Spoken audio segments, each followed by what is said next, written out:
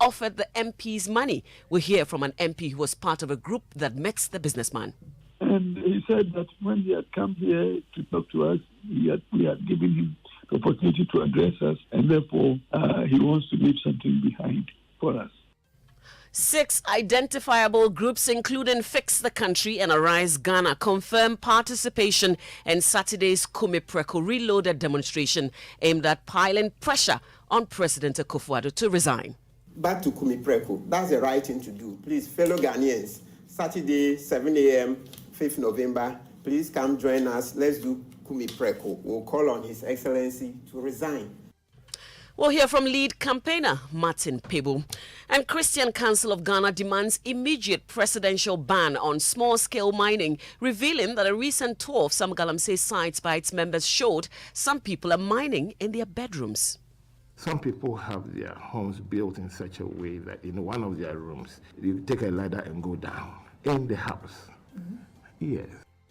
And later in business, at least 1 million more people in Ghana could fall into poverty due to climate shocks if urgent actions are not taken. We hear from a World Bank report. That's on the Joy Business Report. And what happened to President Akufo-Addo's vision to make Accra clean by 2020? We have more in today's edition of Joy News Tracker. On a scale of 1 to 10, how would you rate government's performance in terms of the promise to make Accra the cleanest city in Africa? I'll give 1. Plus, our build-up to Adum Praise set to come off on Friday. Travis Green is a headline artist. He's done so much for me, I can't tell it. Thanks for choosing us. This is Joy News, independent, fearless and credible. We start with the allegations by some NPP MPs that a businessman attempted to bribe them in an effort to get them to abandon their demand for the removal of the Finance Minister Ken Ofori-Atta. Joy News can confirm that the businessman offered the MPs money in an envelope. Majority Leader Osei Mensah-Bonsu was the first to disclose that the attempt had been made. He spoke on PM Express on the Joy News channel last night. I'm told on authority that some businessman came here and tried to do something. I was told that he came here and tried to mediate in his own way. He's a wealthy businessman that people know. I want to talk to that man and know his motive. And that's Majority Leader Osei Mensah-Bonsu. Well, the governing party's MPs had last week taken the unprecedented step of holding a press conference demanding that the president sacks his finance minister and minister of state, Charles Edubuahin. They blame the two gentlemen for the country's current economic crisis. Speaking to Joy News, MP for Asante Achim North, Andy Appiah-Kubi, who is also the public face for the majority group of MPs demanding the sacking of the finance minister, disclosed that the businessman offered money when they met him in Parliament. The man came and talked to us about it. One thing, he said that it is not in the interest of the business community to see this confusion in governance, and therefore, for the sake of the business community and their businesses, let us ensure there is tranquility in the business space, in the political space. We listened to him, and he said that when he had come here to talk to us, we had given him the opportunity to address us, and therefore he wants to leave something behind for us. We did. He got somebody bring it, and we said, sorry, we cannot take anything. We returned the money to him, and he took it away. So it ended there. How much money did he offer? We did not open it to count. Was this something that was in a bag or on an envelope? Was in an envelope, but we did not open to count. And that's Member of Parliament for Asante Achim North, Andy Appiah-Kubi there. At least 6 identifiable groups, including Fix the Country and Arise Ghana, have signed on to partake in the Kumi Preko Reloaded demonstration being organized by private legal practitioner Martin Pebu. The demonstration, which comes off in 3 days, is already gaining support from civil society organizations and the general public who think government hasn't done much to alleviate their plight. Martin Pebu, an outspoken critic of the government, made known his dissatisfaction with the president's speech on the economy and called on Ghanaians to join in the protests. Back to Kumi Preko. That's the right thing to do. Please, fellow Ghanaians, Saturday, 7 a.m., 5th November, please come join us. Let's do Kumi Preko. We'll call on His Excellency to resign. so that we can have fresh blood, fresh ideas. His Excellency goes with his whiskey, Dr. Mahmoud Baumia, so that we can have fresh blood, fresh ideas. And that's lawyer Martin Pebu. Former CEO of the Ghana Chamber of Bulk Oil Distributors, Senyo Hossi, is urging government to be modest about its promise to the public that it is working to get affordable petroleum products to the Ghanaian market as a way of dealing with the escalating fuel prices. His comments come on the back of information that the government of Ghana delegation is currently in Abu Dhabi negotiating a deal to bring the products.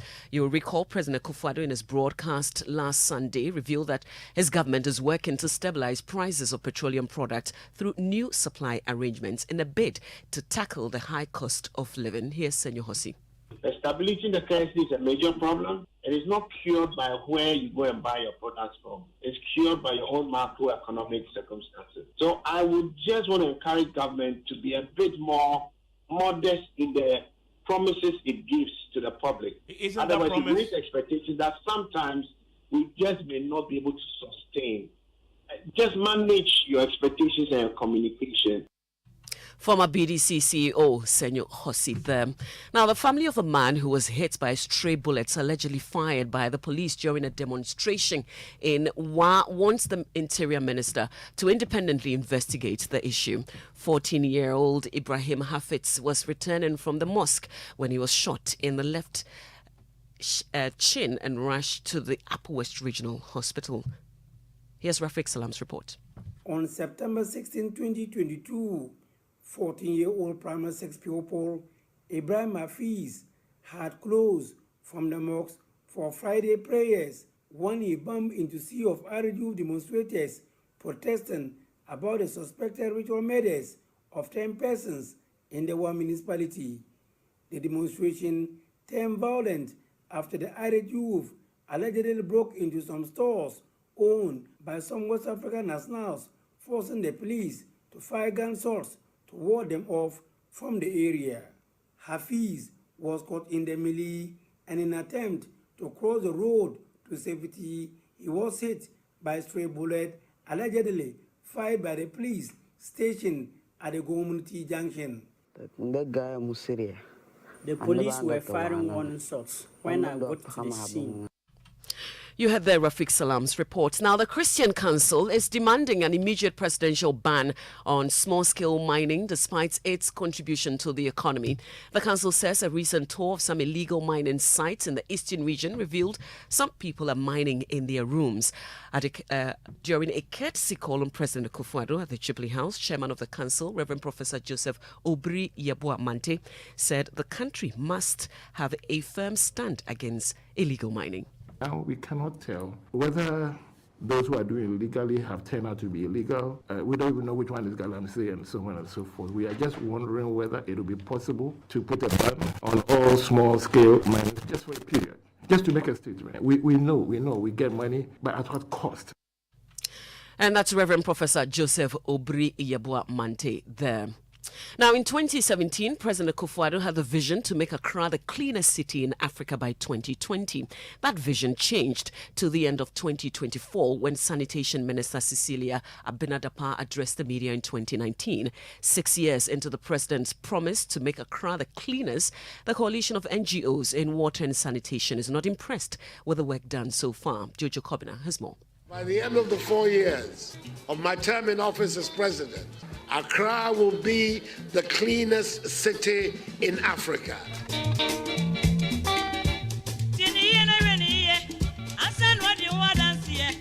It was a promise that gave the country hope. To sanitation workers, it was a right signal to residents to keep their environment clean. For many years, the city of Accra has been infamous for its filth. Streets, markets and drains are adorned with filth.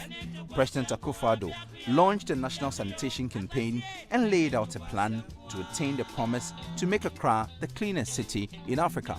Successive Ghanaian governments have tried to reverse this trend and inculcate a habit of greater discipline in the care of our surroundings. It has not succeeded.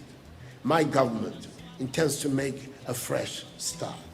In 2019, Sanitation Minister Cecilia Dapa, realizing that the promise could not be achieved, extended the deadline to 2024. Inshallah, the president will go for 2 terms, and at the end, Accra would have been, and we are on course.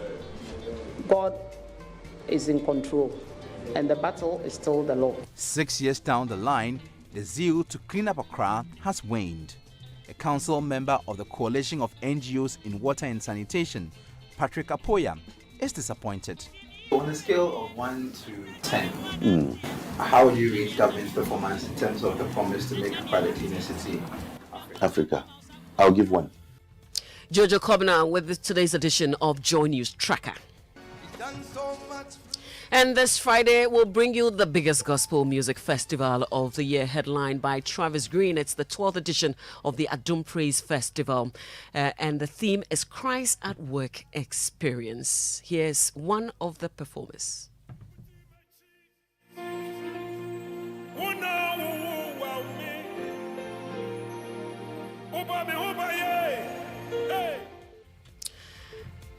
And Adum Praise is on this Friday. Grab a ticket for 100 Ghana cedis and 150 Ghana cedis. That's all in the news at 6.